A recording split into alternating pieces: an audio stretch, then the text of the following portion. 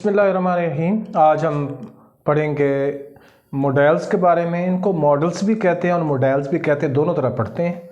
तो जो modal verbs हैं या मॉडल्स हैं, उनको अगर हम देखें तो उनकी पहचान ये होती है कि उनकी फॉर्म्स नहीं होती। सादा लफ्ज़ों में मैं बात करूं तो वर्ब फॉर्म्स अगर हम देखें, वर्ब फॉर्म्स में ज़रा दूसरा मार्कर यूज़ करता हूँ, इसमें ज़रा इनकम है।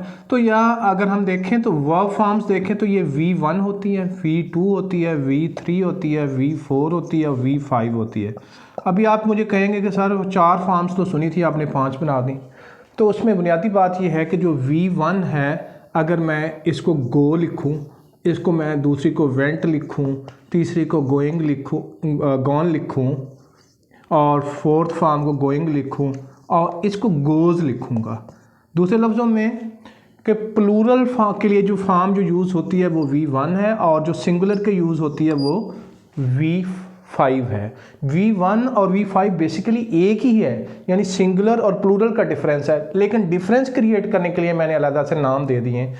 क्यों डिफरेंस क्रिएट कर रहा हूँ, आगे इस मॉडल वर्ब में वो डिफरेंस यूज़ होने वाला है। तो मॉडल वर्ब्स को अगर आप देखें तो उसके अंदर उनकी ये फॉर्म्स नहीं होती, जिसको हम कहते हैं फॉर्म ऑफ वर्ब जो है, फॉर्म्स नहीं होती, जिसको हम कहते हैं कि दे हैव नो कॉन्जुगेशन है। टेक्निकली लैंग्वेज में इसे कॉन्जुगेशन कहते हैं जी। कॉन्जुगेशन नहीं होती जी, उनकी कॉन्जुगेशन नहीं होती जी, ठीक है जी। यानी वर्ब की फॉर्म्स नहीं होती, किन की? मॉडल्स की, ठीक है जी। अब फर्ज करें मैं आपसे ये पूछता हूँ कि चलें जी आप बता दीजिए कि विल एक मॉडल वर्ब है।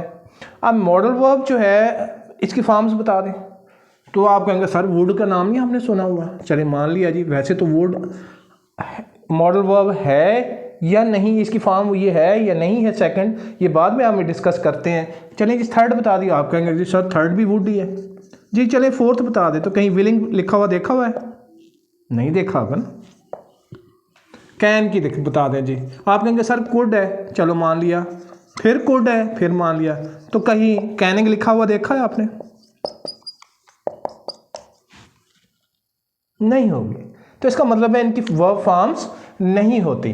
तो जब वर्ब फॉर्म्स, पहली बात तो इनकी पहचान ये है कि इनकी वर्ब फॉर्म्स नहीं होती, ठीक है जी। बात तय हो गई कि मॉडल वर्ब जो होते हैं या मॉडल्स जो होते हैं उनमें वर्ब फॉर्म नहीं होती इनकी, ठीक है, बात मान ली।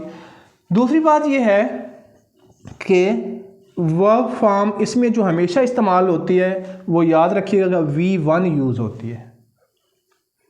नंबर 2, जो मॉडल वर्ब्स हैं वो हमेशा हेल्पिंग वर्ब के तौर पर साथ आते हैं, कभी भी मेन वर्ब के तौर पर नहीं आएंगे।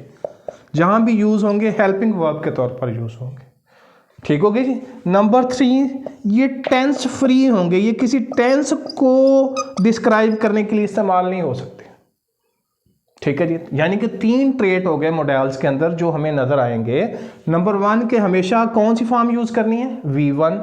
नंबर 2 कि वो हेल्पिंग वर्ब के तौर पर यूज होंगे, मेन वर्ब के तौर पर यूज नहीं होंगे। और तीसरा वो टेंस फ्री होंगे, यानी किसी टेंस को डिस्क्राइब करने के लिए हम मॉडल वर्ब्स यूज नहीं कर रहे, ठीक होगी बात जी।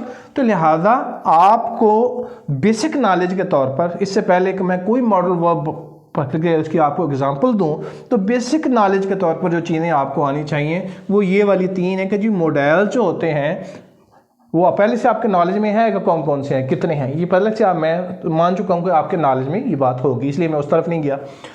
उसकी ये 3 ट्रेट होते हैं कि V1 हमेशा इसमें यूज़ होगी, हेल्पिंग वर्ब के तौर पर यूज़ होगा, और दूसरा टेंस फ्री होगा। और उसकी वर्ब की फॉर्म्स कौन सी होती हैं? ये 5 फॉर्म्स होती हैं, ठीक है, जिसमें से V1 यूज़ होगा हमेशा इसमें। तो लिहाजा इस बेसिक को अगर आप समझ गए हैं तो नेक्स्ट जो हमारी क्लास है उसमें हम इसकी प्रैक्टिस करते हैं।